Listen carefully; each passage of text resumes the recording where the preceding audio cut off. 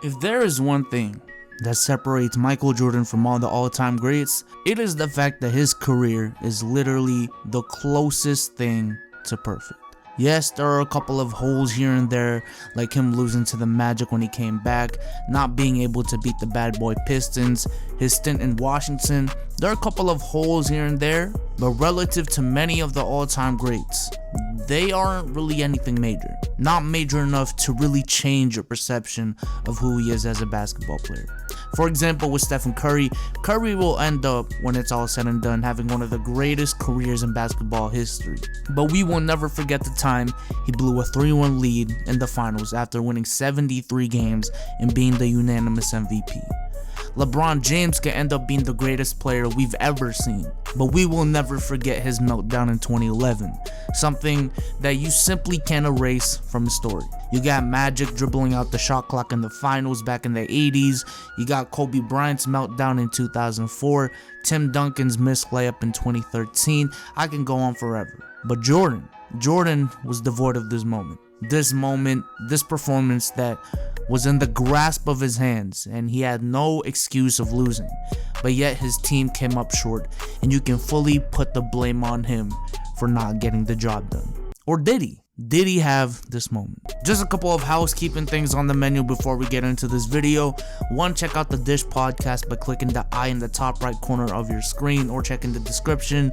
We're going to be recording new episodes this weekend. The homie SEC was just an all-star weekend the past weekend, so we couldn't record any for this week, but we're back. 2, check the description for the $50 NBA store gift card giveaway I'm doing. It's going to end pretty soon. And 3, there is one argument about Michael Jordan that I just don't believe, is the idea that he never allowed the NBA Finals to go to 7 games. While yes, Jordan was very instrumental in those teams winning 6 championships in 6 tries, and I'm not taking anything away from that, this idea that he was such a killer, such a player, that he was not gonna let it go to 7 is just false. In 1993, that final series would have legitimately went to 7 games if John Paxson did not hit the game-winning shot in Game 6. That had nothing to do with Jordan having such a dominant performance in the closing game that they would win by a solid margin. No, that wasn't the case at all. Despite Jordan having a near triple-double with 33 points, 7 assists, and 8 rebounds on 50% shooting, that game would have went to 7 games if it wasn't for John Paxson. But 1996 was a different story. This was the type of performance I was talking about earlier. A performance that if the Bulls lost, would have tarnished Jordan's legacy forever. Let's just provide some backstory to this series. 1996 was Jordan's first full year out of his first retirement. And in his retirement, the Bulls added many key pieces that would be instrumental for Jordan's second three-peat. Luke Longley, Steve Kerr, Ron Harper, Tony Kukoc, and in 1996, they added the all-star forward, Dennis Rodman, to their team. Added to the already amazing Scottie Pippen and Phil Jackson, and you had yourself a team that went 72-10 in the regular season. A record that would withstand 20 years until it was broken by the Warriors a few years back. Jordan would nearly win a unanimous MVP, only being 4 first place votes off. And the Bulls had nothing but a championship as their minimum goal for this season. I mean, why wouldn't they? We're talking about a team that went 72-10 as previously mentioned, has the nearly unanimous MVP, and arguably the best player in the world in Michael Jordan, arguably the greatest of all time, with the best supporting cast he's ever had, one of the best coaches of all time in Phil Jackson, the #1 defense and the #1 offense. There was simply no excuse for Jordan and the Bulls to not win a championship. None.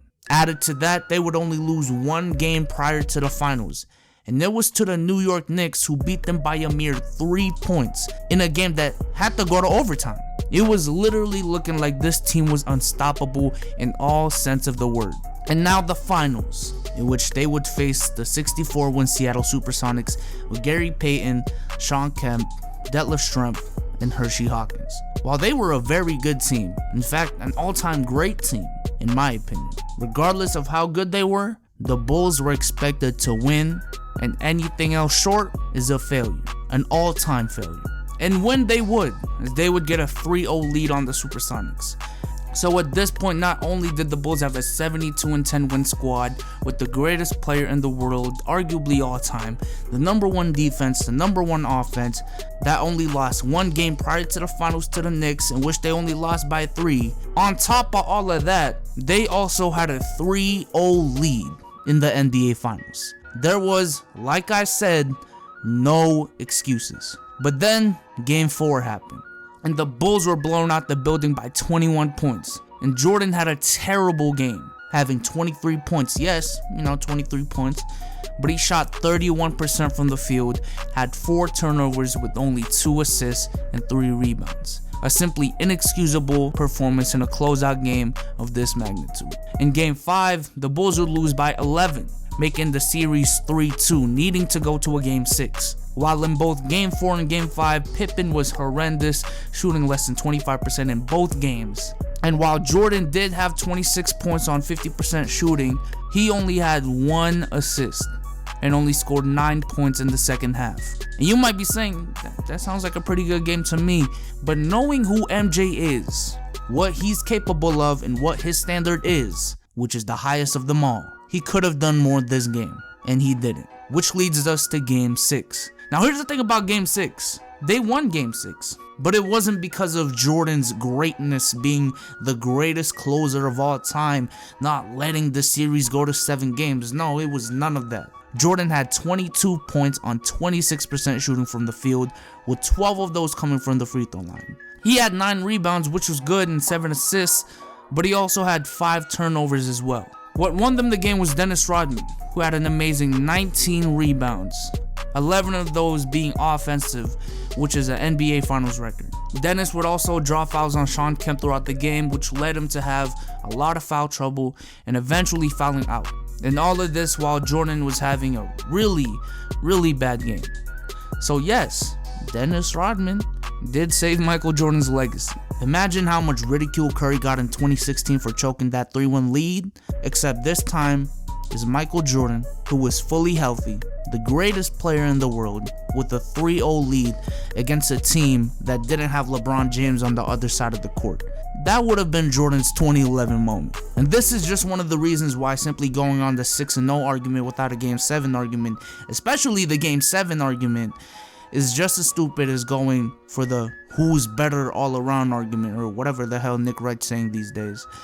You can use it to back up your argument that doesn't rely on it. Shouts to Dom2K for the amazing video that outlines that argument that I'm talking about without even bringing up rings till the end. But simply relying on it is just being ignorant to Jordan's career and the careers of these other players. But with that being said, Jordan, you dodged a hell of a bullet in 1996. I hope y'all enjoyed this video. Again, make sure to check out the Dish podcast. The links will be in the description. We're gonna be recording new episodes this weekend for y'all. And I am out. Peace.